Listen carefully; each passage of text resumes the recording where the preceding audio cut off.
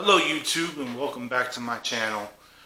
As we're getting closer to Halloween, we can finally start to enjoy the crisp autumn air and lovely weather. But most importantly, my favorite part, the horror movies. That's one of my greatest parts. And whenever I think of horror movies, I always think of the most iconic quote for me personally is, "We all go a little crazy sometimes." And that's from the original Scream, if you don't know. It's a great movie. And it kind of sort of covers what I wanted to talk about today. But in the craziness, who's really the crazy one in that movie? You have a bunch of kids running around and two guys partnered up to become serial killers. Not mass murderers, or multiple murderers. They're serial killers because they're killing sort of an identified group. But as I watch these movies, I start to feel a little bit of sympathy for the killers, as it was. Because, you're going to be trapped in a basement, and from there, you're going to run upstairs after you hit the killer once. Who really isn't going to just, stay there and continue bashing in the head of the person who's trying to kill them? But they run upstairs, they run past the open door, or the front door. They run past the back door that's unlocked. And they run upstairs to the second story, or sometimes even the third story. And, they even show you the room and all the windows. And they always choose the window that is boarded up. Not the one that's just open and, you can see everything out of. No. They always choose the one with the most boards on it. Not the ones that are, you can see straight through it, or one board on it that doesn't even affect you getting out. No. They choose the one with the 10 boards, not a speck of light is getting in through it. At what point in these horror movies do you just hope, well, yeah, they really should die? If you're stupid enough to go there. Even Geico, I believe, actually points it out in their little ad that shows, people in horror movies don't make good ideas. The running car. And the girl says, "Why don't we just get into the running car?" And everybody just looks at her like, "Are you crazy? That's how we die. Let's hide in the barn with all the chainsaws." Even the serial killer is just looking at them like, alright.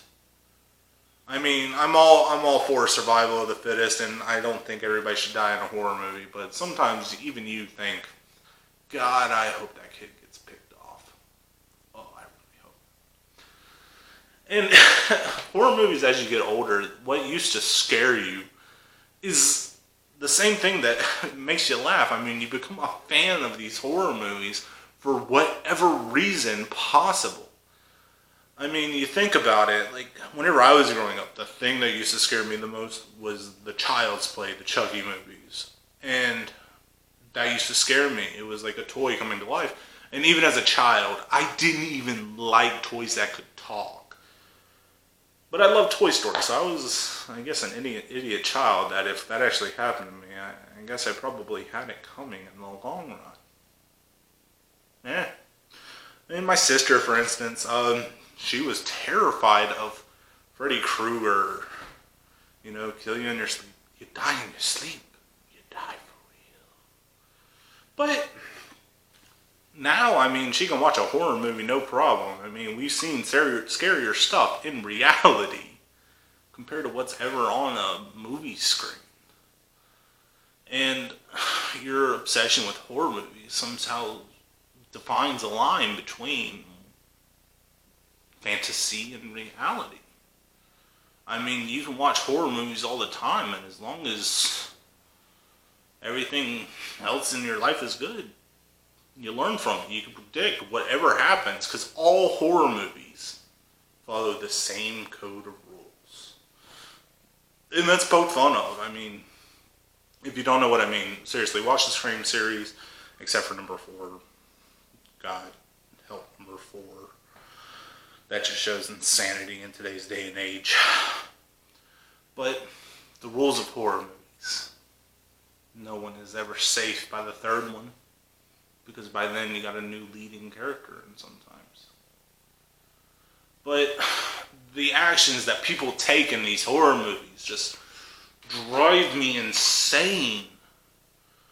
Beyond past the, running up the stairs past the unlocked doors. It's, as soon as you call for police, they're as good as dead. You should know that. I mean, they will call the police like 2 or 3 times if the line hasn't been cut, and yet for some reason the cell phones never work. Or if they know it doesn't work, it's like, does anybody have any service? No, we're out in the middle of the woods. We're at least 3 hours away from the closest town. Why would the cell phones work? And odds are, they ignore all the warning signs. They ignore what the police say, what the police tell them not to do, and they still do it. And then whenever they find Jennifer's dead body all curled up in the closet that fell down with 1,000 knife stabs, you're like, oh my God, how did this happen?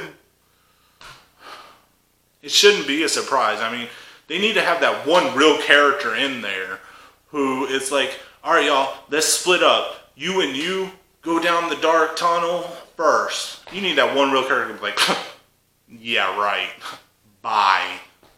But that's, they just don't have real people in these horror movies. I mean, and anytime you have the real person who sees the danger, odds are they're locked up in prison, they're going to die. Anytime you have that real serious, likable, jerk type character locked up in prison, he's going to die.